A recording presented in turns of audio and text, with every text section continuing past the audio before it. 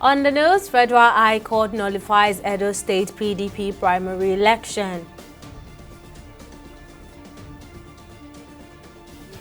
Appeal Court nullifies order barring 25 Puerto Rican legislators from Rivers Assembly.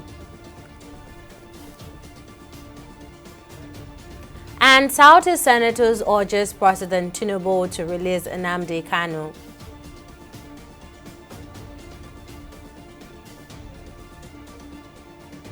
Glad to have you join us on News Now on TV 360 Nigeria. I'm Tamilore Akinkunle. Justice Inyang Ekwo of the Federal High Court in Abuja has voided the People's Democratic Party PDP governorship election in Edo State that produced Asue Ighodalo as its candidate. The election, conducted on February 22, 2024, was voided on the ground that 378 delegates who were supposed to vote at the primary election were unlawfully excluded by PDP. Justice Ekwo nullified the primary election while delivering judgment in a suit instituted by the aggrieved delegate. Justice Ekwo held that both the provision of the Electoral Act 2022 and the PDP's guidelines were violated in the conduct of the primary election at the Samuel Ogbemudia Stadium in Benin City. A set exclusion of the 381 delegates, including the plaintiffs, was against the provision of the law. And following the declaration of the party's governorship election as void, the PDP as chapter in Edo State has affirmed that Asue Ighodalo remains his official flag bearer.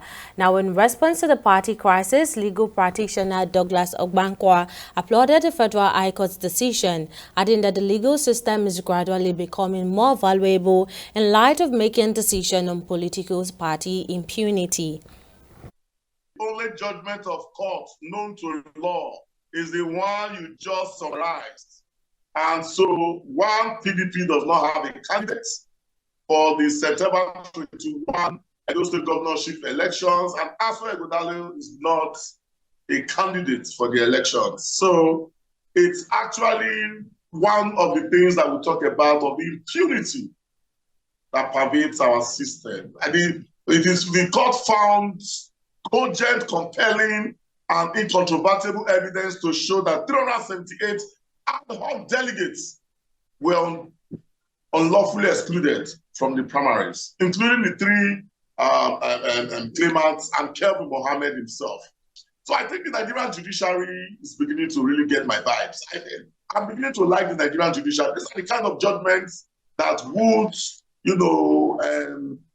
I will be happy to read this judgment to my children, who I'm sure will study law. So I feel like we should stop all these things like nothing will happen. You do whatever you like. So much impunity, so much non-adherence to due process. And when the judgment comes, you start speaking too much grammar. The judgment, as far as is in conformity with the law. It is obvious that the PDP guidelines were breached. As a matter of fact, as the PDP won, which expressly shows that indeed the case of the claimant, the PDP one seems to be a confirmation of the case of the claimant. And of course, it is obvious that the Federal High Court has done the right thing by actually invalidating the primaries held on the 22nd of April, 2024. And the Court of Appeal in Abuja has nullified the expulsion of Martin Amowele and 24 others from the Rivers State House of Assembly by the Rivers State High Court. Now, a three-member panel of the Appellate Court held that the lower court lacked the jurisdiction to grant the ex parte order. The court held that Section 272, subsection 3 of the Constitution gives the Federal High Court powers to determine whether the seat of a House of Assembly member has become vacant. It held that the Federal High Court has the exclusive jurisdiction to determine if the seat has become vacant. The Appellate Court held that the ex parte order having been made without jurisdiction is therefore null and void. Meanwhile, legal practitioner Liberosa Shoma, in an exclusive interview with TV360, responded to the Court of Appeal's ruling nullifying the expulsion of Martin Amowele and 24 others from the Rivers State House of Assembly by the Rivers State High Court. Oshoma emphasized that the Rivers State High Court lacked jurisdiction to adjudicate such a case. He also criticized the Okojembo faction, suggesting they used procedural rights as a cover to claim the Speaker's position. what the Jumbo faction did was to hide under the what do you call it, fundamental right enforcement procedure to ask the court to determine the tenure of members by saying that his right as a speaker is about to be threatened. And I also said that the High Court of the Rivers State High Court clearly lacks jurisdiction. And so I'm not surprised by this ruling today of the Court of Appeal. And quickly, for the so that I yield the floor for my colleague and brother. I want to quickly draw attention. Section 251 of the Constitution vests jurisdiction on the Federal High Court. It says, subject, notwithstanding anything to the contrary contained in this Constitution, in addition to other jurisdiction has been conferred upon it by the Act of the National Assembly, the Federal High Court shall have and exercise jurisdiction to the exclusion of any other court in civil matters and causes are not listed. And so if you go to that section 272, subsection 3, it was the first alteration number 28 of 2010. It says that subsection was added to section 272. It says, subject to the provision of section 251 that I read just now, and other provision of this Constitution, the Federal High Court shall have jurisdiction to hear and determine the question as to whether the term of office of a member of a state's House of Assembly of a state, a governor or deputy governor, has ceased or become vacant. So what the court simply said is, that the State High Court lacks jurisdiction to hear and determine questions on the vacancy of members of a state House of Assembly or governor or deputy governor. And also the court went further to say that even that order, granting an ex parte order in itself, was an aberration. That was a denial of fair hearing. Meanwhile, senators from Nigeria's Southeast region, led by former Abia State Deputy Governor Senator Ignaya Abaribe, has made an heartfelt plea to President Bola Tinubu, urging the release of detained Biafran Nation agitator Nnamdi Kanu. The delegation, comprising 15 senators, argued that Kanu's continued detention is hindering social and economic activities in the Southeast. Now, after a closed-door meeting with Attorney General of the Federation and Minister of Justice Lateef Fagbemi, Abaribe said that the peaceful demands of the detained IPOB leader have been exploited by criminals, resulting in violence and the killing of innocent people, including security personnel. The matter concerning Mazi Nnamdi Kanu and the continued legal wranglings concerning his incarceration. The Southeast Senate Caucus, just like the rest of the members of the Southeast, put the business leaders, the clergy, the political people, and everybody in the Southeast are all very worried about it, knowing that that has been the fulcrum, I would say, for what is going on in the Southeast regarding the insecurity. All the criminals and all the people going around causing mayhem in the Southeast have all said that it is because Mazi Nnamdi Kanu is being held. All leaders of the Southeast feel that the release of Mazi Nnamdi Kanu will help in dousing all the tensions and everything that is going on in the Southeast. Any senator in the Southeast is very willing. The governors are willing. The business leaders are willing. The clergy, they are willing. So the traditional rulers are also willing. So I do not think that anything will stop us if it comes to that. And he has also assured me that he is ready to fulfill any conditions that are put that will lead to his early release. Ahead of ECOWAS Council of Ministers meeting, the 52nd Ordinary Section of the ECOWAS Mediation and Security Council MSC has taken place in Abuja to deliberate on the security and political situation in the region, among other critical matters. Declaring the section open, Nigeria's Minister of Foreign Affairs, Yusuf Tuga, decried the spate of insecurity in the sub-region, which has claimed over 7,000 lives between January and May 2024 amid more than 800 terrorist attacks. Now addressing the ministers, the president of ECOWAS Commission, Umar Ture, said there is the urgent need to address the issues surrounding the withdrawal of some member states, considering the dire situation on the citizens and the bloc in general.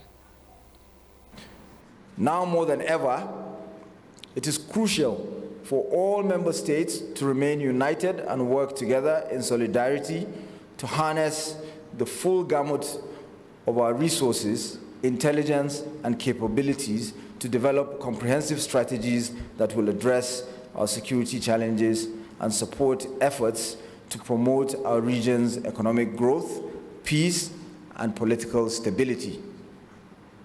This includes enhancing our security architecture, strengthening regional cooperation, encouraging effective intelligence sharing, and promoting resilience within our communities. Our region is faced with disintegration. As you all know, on 29th January this year, Burkina Faso, Mali, and Niger notified the Commission of their intention to leave ECOWAS with immediate effect.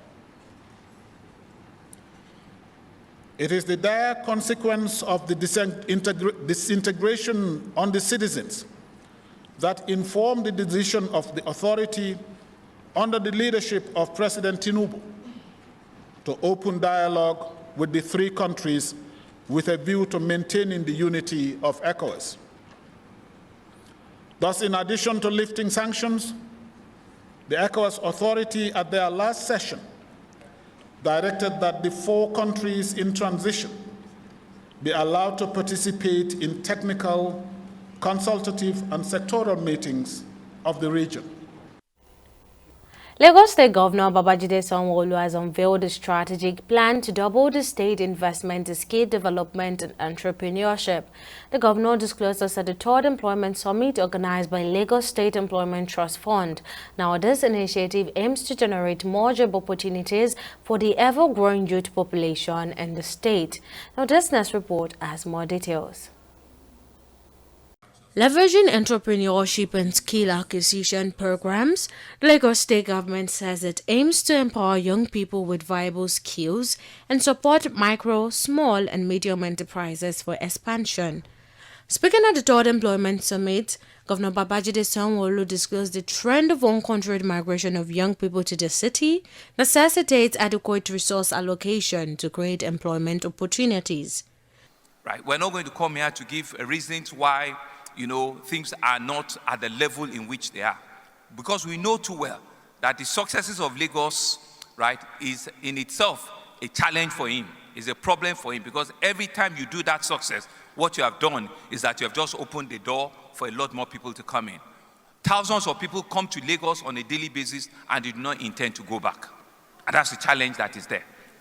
But we are committed, and for every fiber that we have, we want to attempt to solve all of those things whilst we're in government.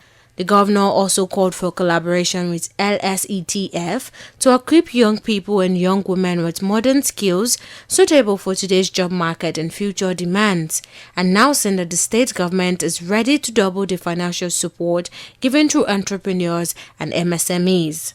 Even when they finish, before they become ready for the likes of the Employment Trust Fund, we can also handhold them, give them internship program for another 6 to 12 months, ensure that we're the ones paying for those internships, and we can, like typical businesses will say, you don't have job experience. We can make them get that job experience that they require by ensuring that we pay, internship program for them at some of the needed establishment, so that once they come out in 6 and 9 months or 12 months, then, the experience that they are seeking for will have been available for them.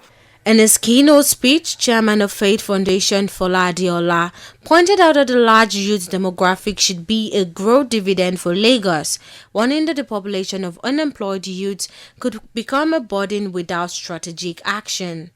Prioritizing job creation within development strategies can create a powerful cycle. It can lead to a wider variety of higher quality jobs, bridge labor market divides, particularly the gender gap, empower young people, and ultimately drive economic prosperity. However, effective interventions require data to track progress. Financial support is just not enough. We need clear indicators to measure the success of job policies and inform the improvement of existing and future programs. Acting LSETF Executive Secretary Feyi Shayo Alayande highlighted the agency's proactive response to the dynamic challenges of unemployment and unemployability. If you're looking for a job in Lagos State today, go onto the LMIS, log in your details, and we would match you with an employer that needs somebody with your skill set. But beyond that, for the policymakers, for the regulators, people that need to understand what is our true unemployment rate in Lagos State and what are the needs of Lagosians, LMIS is actually that solution that will give them that information to make those decisions for the state. The high point of the summit was the launch of the Labour Market Information System by Governor Sanwo-Olu, which aims to provide up-to-date information to individuals and institutions seeking data about employment within the state, facilitating informed decision-making and strategic planning. Tamilore Akinkwole, TV360, Lagos. We'll take a short break, but still to come, Erik ten Hag signs new deal at Manchester United. Details of the story after this break.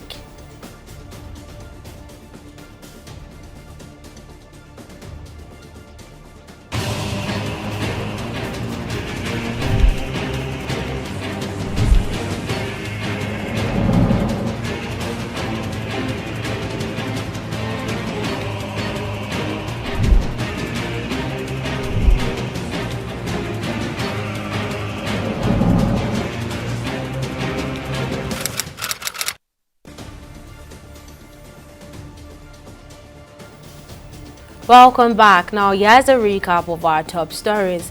Justice Inyang Ekwo of the Federal High Court in Abuja has voided the People's Democratic Party (PDP's) governorship primary election in Edo State, which produced Asuoye Ighodalo as its candidate.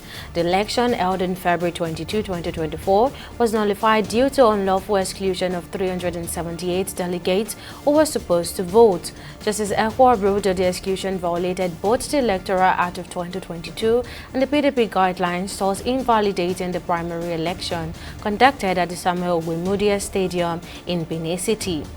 We also told you that the Court of Appeal in Abuja has nullified the expulsion of Martin Zamawele and 24 others from the Rivers State House of Assembly by the Rivers State High Court.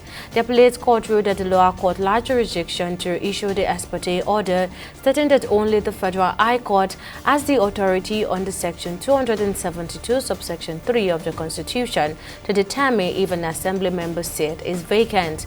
Consequently, the ex-parte order was declared null and void. Now, in case you missed any of the news bulletin or for more updates, you can catch us on Limas World TV and AVO TV. Log on to our website on www.tv360nigeria.com. You can also follow us on our social media platforms on Twitter, Instagram, and YouTube at TV360 Nigeria, or download our mobile app on Google Play Store, Huawei App Gallery, and Apple Store. On Facebook, we are TV360 Online.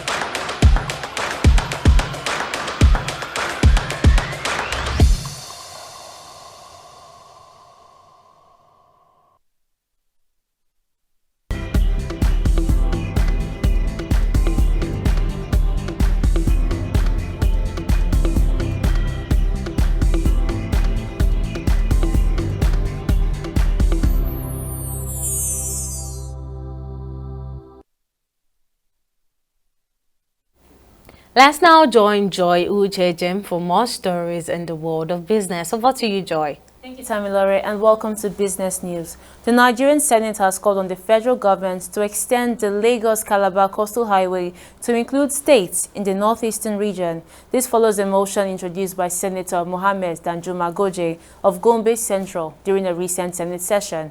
According to him, the lack of infrastructure in the northeast exacerbates security issues and hinders socio-economic development. Supporting the motion, Senator Dicket Plank of Plateau Central also called for the inclusion of certain north-central zones in the road project.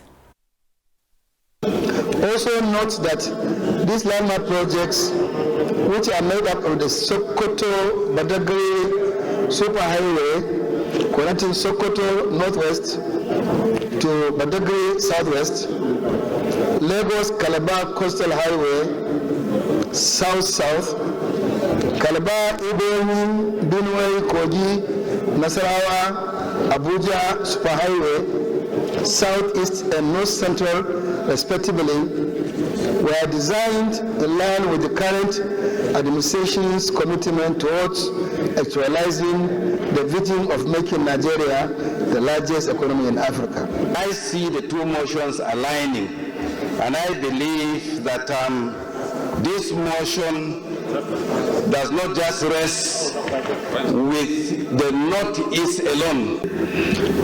Urge the Federal Ministry of Works to include the Calabar, Makurdi, Jalingo, Maiduguri Highway, and also to include the Akwanga, Jos, Gombe, Adamawa highways to complete the renewed road agenda of Mr. President with a view to leaving behind legacy roads in the country.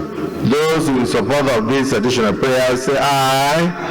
Those against say nay. The ayes have it.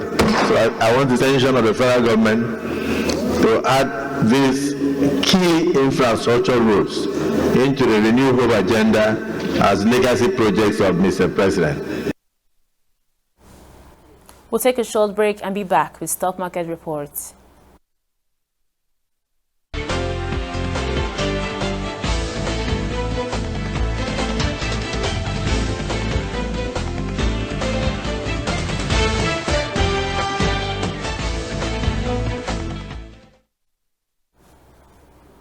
Welcome back. It's the fourth weekday of trading of the week, and the Nigerian stock market has witnessed yet another bearish close in spite of the astronomically high market activity recorded at the close of trade.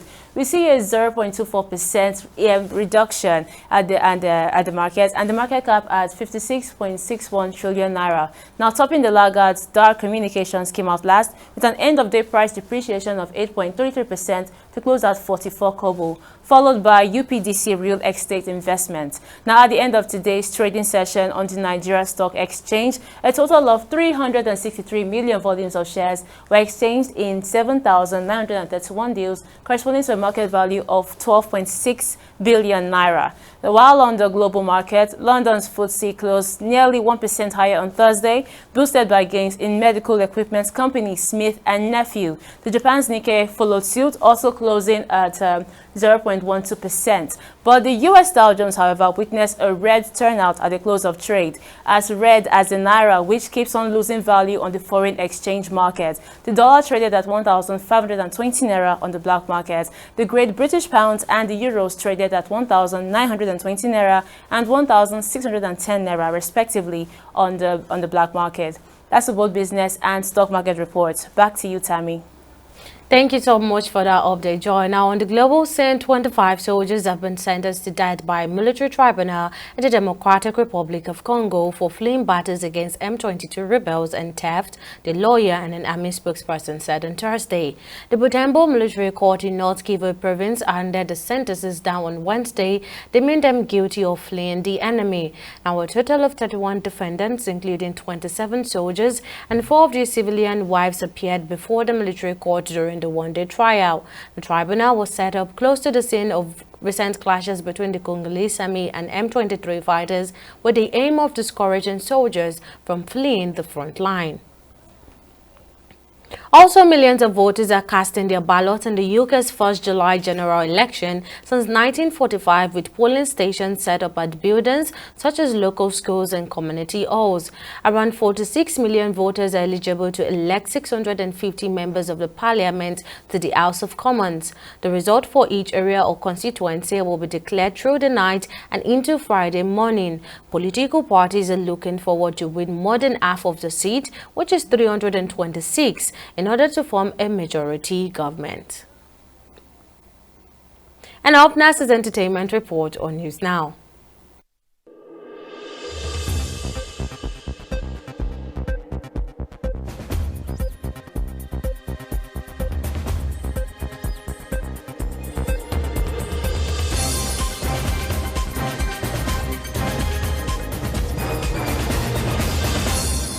Police authorities have arrested prankster Z Fancy over some viral videos in which he was alleged to have committed some heinous crimes, including rape.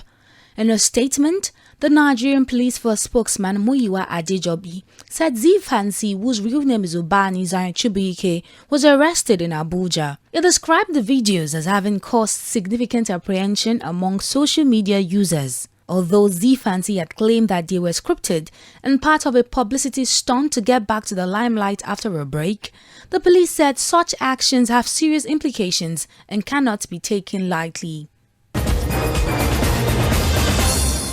Popular American rapper Cardi B has been sued for alleged copyright infringement. Cardi B was sued by two singers from Texas and Oklahoma for allegedly using their song in a track titled Enough without permission.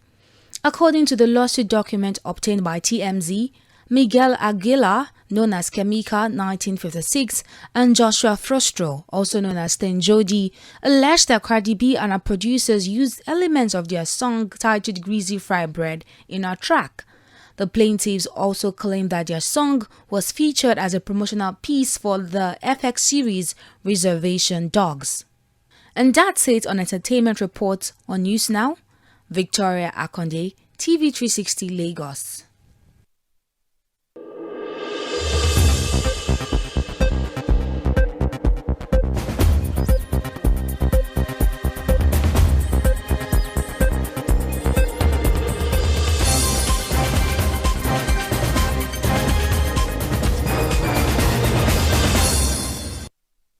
And finally, on sport, Nigeria's Super Falcons will test their minds in a friendly against Canada ahead of the 2024 Olympic Games.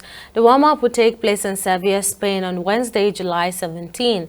Nigeria and Canada met in group stage at the 2023 FIFA Women's World Cup, with the game ending in a 0-0 draw.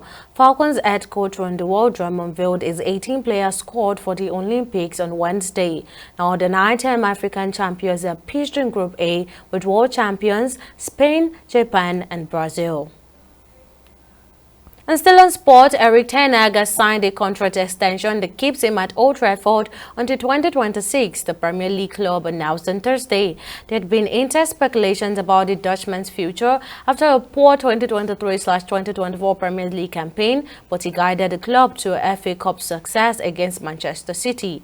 Ten Hag ended the 6-year trophy drought for United in his first season by lifting the League Cup in 2023 and finished third in the league, encouraging fans that they might launch a Premier League title bid in 2023/2024.